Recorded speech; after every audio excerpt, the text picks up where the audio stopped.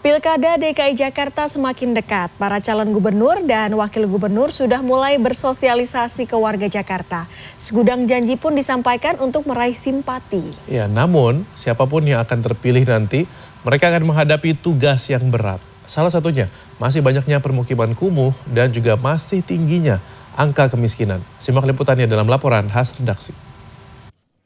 Tidak lagi menjadi ibu kota negara, Jakarta menapaki jalan baru untuk menjadi kota global. Tentu saja, untuk menuju kota global masih ada segudang masalah lama seperti banjir, polusi, kemacetan, hingga masih terlihat banyaknya permukiman kumuh di Jakarta yang menjadi potret kemiskinan dan juga pengingat masih banyaknya kesenjangan ekonomi di Jakarta.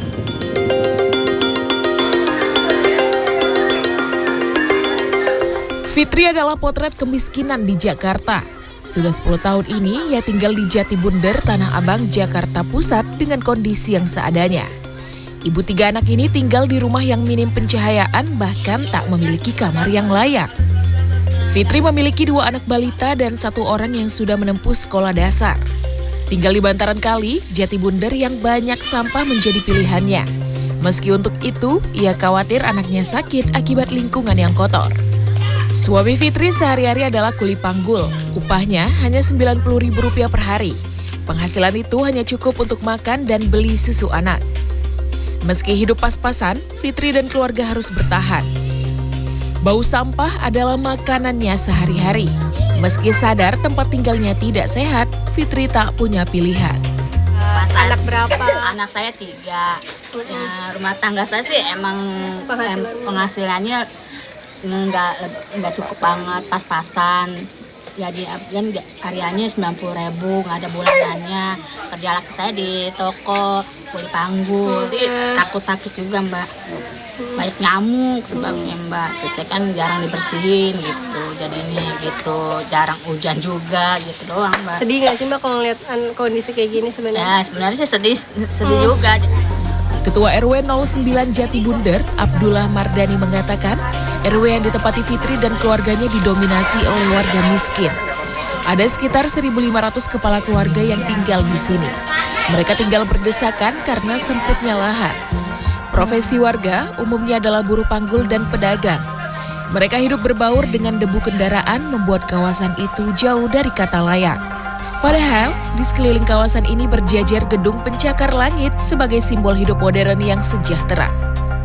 Mardani berharap kawasan RW-nya yang masuk dalam zona kumuh padat dan kumuh miskin bisa berubah menjadi kawasan yang layak dan adanya peluang lapangan kerja bagi warganya. Kita berharap pemimpin yang ada di Provinsi DKI, ya, ke depannya kita berharap menginginkan adanya perbaikan bedah rumah, kemudian ada perbaikan mungkin saluran diperbaiki, ya kan? Tinggal kita nanti proses pengawasan seperti apa. Berarti contoh di kali ini, kan banyak sampah. Nah, persoalannya adalah memang tempat pembuangan air sampah kita tidak ada di wilayah seperti itu. Jadi wajar kalau masyarakat buang sampah, dan kesadaran masyarakat juga kita perbaiki ke depan. Data Badan Pusat Statistik atau BPS Jakarta menunjukkan penduduk miskin Jakarta menurun. Pada Maret 2023 tercatat ada 477,83 ribu orang. Sedangkan pada Maret 2024 menurun menjadi 464,93 ribu orang. Namun itu hanyalah angka di atas kertas. Pengamat kebijakan publik dari Universitas Trisakti, Trubus Rahadiansyah menekankan penurunan kemiskinan tidak hanya bergantung pada data kuantitatif. Ia berharap pemimpin Jakarta nanti bisa memikirkan kebijakan yang substansial seperti menciptakan lapangan kerja yang menjadi kunci dalam mengentaskan kemiskinan. Pemimpin calon pemimpin yang sekarang sedang itu berkompetisi gitu ya, sedang berlaga, tolong untuk membuat kebijakan yang istilahnya itu substansial ke persoalan-persoalan yang sangat mendasar terkait dengan masyarakat miskin. Nah, miskin ini kan kita sudah ada 2. Miskin yang kategori miskin biasa, yang artinya miskin karena situasi, tapi ada kemudian miskin ekstrim. Ya, ini kan juga menjadi problem.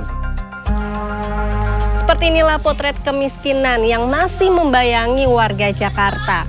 masih tampak jurang pemisah antara si kaya dan juga si miskin yang jelas terlihat dari celah-celah gedung bertingkat. Tentunya ini menjadi PR dan juga tantangan bagi siapa saja pemimpin Jakarta untuk bisa memberikan bukan hanya janji tapi bukti untuk mengetaskan kemiskinan. Nova Nayantaka, Wahyu Ramadan, Jakarta.